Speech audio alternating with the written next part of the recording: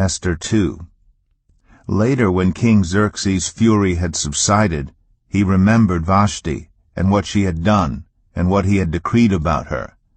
Then the king's personal attendants proposed, "Let a search be made for beautiful young virgins for the king. Let the king appoint commissioners in every province of his realm to bring all these beautiful young women into the harem at the citadel of Susa. Let them be placed under the care of Hegai, the king's eunuch, who is in charge of the women, and let beauty treatments be given to them.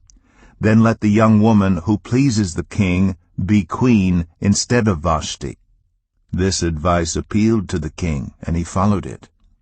Now there was in the citadel of Susa a Jew of the tribe of Benjamin named Mordecai, son of Jair, the son of Shimei, the son of Kish, who had been carried into exile from Jerusalem by Nebuchadnezzar king of Babylon, among those taken captive with Jehoiachin king of Judah.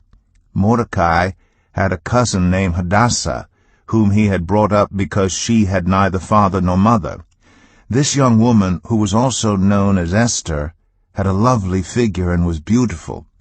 Mordecai had taken her as his own daughter when her father and mother died. When the king's order and edict had been proclaimed, many young women were brought to the citadel of Susa and put under the care of Hegai. Esther also was taken to the king's palace and entrusted to Hegai, who had charge of the harem.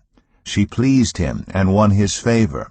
Immediately he provided her with her beauty treatments and special food.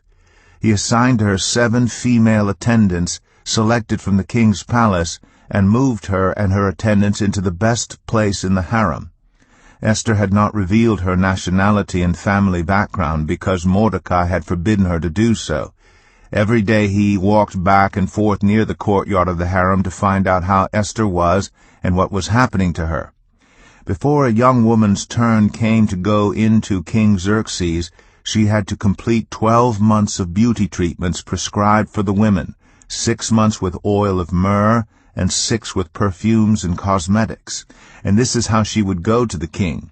Anything she wanted was given her to take with her from the harem to the king's palace. In the evening she would go there, and in the morning return to another part of the harem, to the care of Shaashgaz, the king's eunuch who was in charge of the concubines. She would not return to the king unless he was pleased with her and summoned her by name.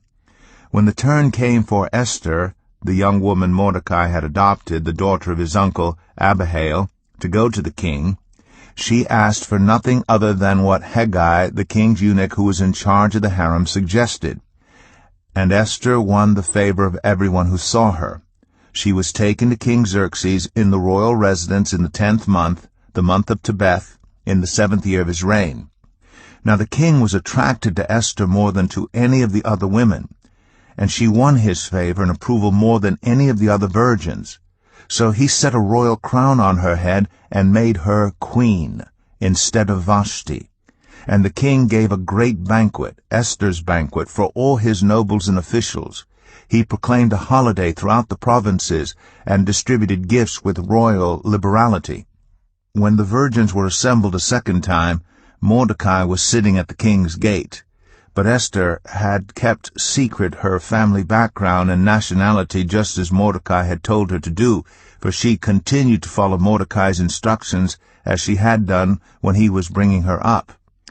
During the time Mordecai was sitting at the king's gate, Bigthana and Teresh, 2 of the king's officers who guarded the doorway, became angry and conspired to assassinate King Xerxes.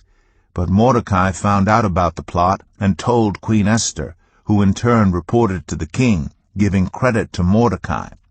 And when the report was investigated and found to be true, the 2 officials were impaled on poles. All this was recorded in the book of the Annals in the presence of the king.